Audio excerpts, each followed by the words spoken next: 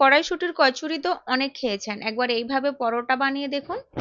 যেমন নরম তুলতুলে হবে, খেতেও তেমনি স্বাদ, কোনো রকম সবজির প্রয়োজন হবে না, এমনি এমনি খাওয়া হয়ে যাবে। আশা করছি ভালো লাগবে। ভিডিওটি শেষ পর্যন্ত দেখার অনুরোধ রইল। তো এখানে নিয়েছি 150 গ্রামের মতো কড়াইশুঁটি, হালকা একটু ভাপিয়ে ছাঁকনির মধ্যে ছেঁকে রেখেছি, এতে কাঁচা টেস্টটা চলে যাবে। ঠান্ডা হতে হতে একটা বোলের মধ্যে নিয়ে নিচ্ছি 2 বাটি ময়দা, মানে যতটা কড়াইশুঁটি নিয়েছি ঠিক তার ডবল ময়দা নিচ্ছি। আর আমি শুধু ময়দা দিয়ে বানাচ্ছি, চাইলে আটা ময়দা মিক্স করেও বানাতে পারেন। তারপর স্বাদ মতো নুন, হাফ টিস্পুন জোয়ান, 1 থেকে 1.5 টেবিল স্পুন রিফাইন তেল দিয়ে ভালো করে মেখে নেব। আর তেলটাকে একটু ঘষে ঘষে ভালো করে মিশিয়ে নিতে হবে। 1 থেকে 2 মিনিট সময় লাগবে। তো সুন্দর করে এইভাবে ময়ানটা লাগিয়ে নিতে হবে। এইভাবে একবার চেক করে নেব। তো সুন্দর ময়ান লাগানো হয়ে গেছে। এখন এটাকে সাইডে রেখে দিয়ে গ্রাইন্ডিং জারের মধ্যে ভাপানো মটরশুঁটিগুলো নিয়ে নিচ্ছি। তারপর তার সাথে দিয়ে দিচ্ছি হাফ ইঞ্চ মতো আদার টুকরো, 1 চামচ ভর্তি করে চিনি। মিষ্টি টেস্টের জন্য মিষ্টি পছন্দ না করলে স্কিপ করতে পারেন। 1 বাটির মতো জল দিয়ে একদম স্মুথ একটা পেস্ট তৈরি করে নিতে হবে এইরকম করে। তারপর এই পেস্টটাকে ময়ান করা ময়দার মধ্যে দিয়ে দিচ্ছি। তো সব পেস্টটাই একসাথে দিয়ে দিলাম। প্রথমে জল দেওয়া যাবে না, প্রথমে মেখে দেখতে হবে, যদি জলের প্রয়োজন হয় তো শেষে জল অ্যাড করব। তো এখানে একটু আমার জলের প্রয়োজন রয়েছে, তো গ্রাইন্ডিং জারটা ধুয়ে অল্প একটু জল দিয়ে দিলাম। আর ডোটা খুব বেশি শক্তও হবে না, আবার খুব নরমও হবে না, মিডিয়াম সফট করে ডোটা তৈরি করতে হবে। তো দেখতেই পাচ্ছেন ডোটা এখানে আমার রেডি হয়ে গেছে। এখন এটাকে ঢাকা দিয়ে প্রায় 10 থেকে 15 মিনিটের জন্য রেস্টে রাখবো। তো 10 থেকে 15 মিনিট পর ঢাকনাটা সরিয়ে দিচ্ছি। ডোটা এই সময় আরও বেশি স্মুথ হয়ে গেছে। এখন ওপর থেকে অল্প একটু রিফাইন্ড তেল লাগিয়ে আরও 2 মিনিট ডলে নেব।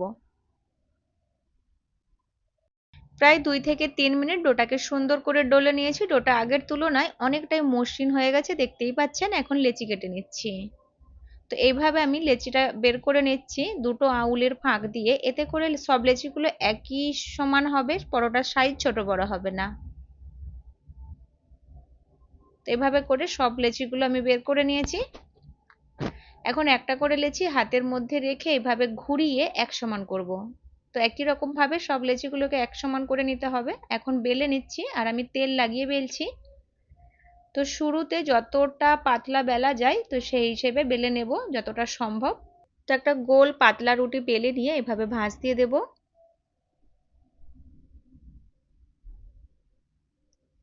আর এখন মিডিয়াম পাতলা করে বেলে নেব।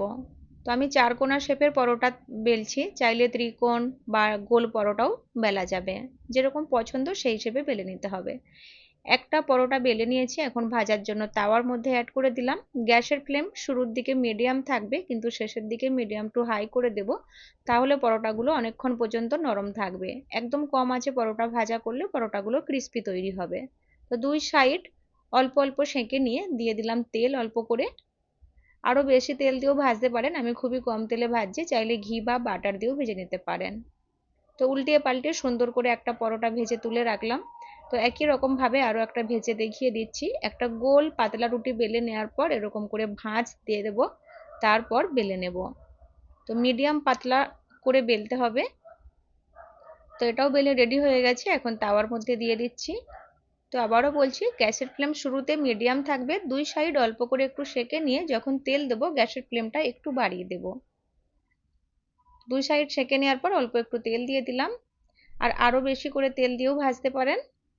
তো আমি একদমই অল্প অল্প তেল দিয়ে পরোটাগুলো ভাজছি, চাইলে ঘি বা বাটার দিয়েও ভেজে নিতে পারেন, তাহলে আরও খেতে ভালো লাগবে। গ্যাসের ফ্লেম মিডিয়াম টু হাইতে রেখে এভাবে উল্টিয়ে পাল্টিয়ে সুন্দর করে ভেজে নিতে হবে।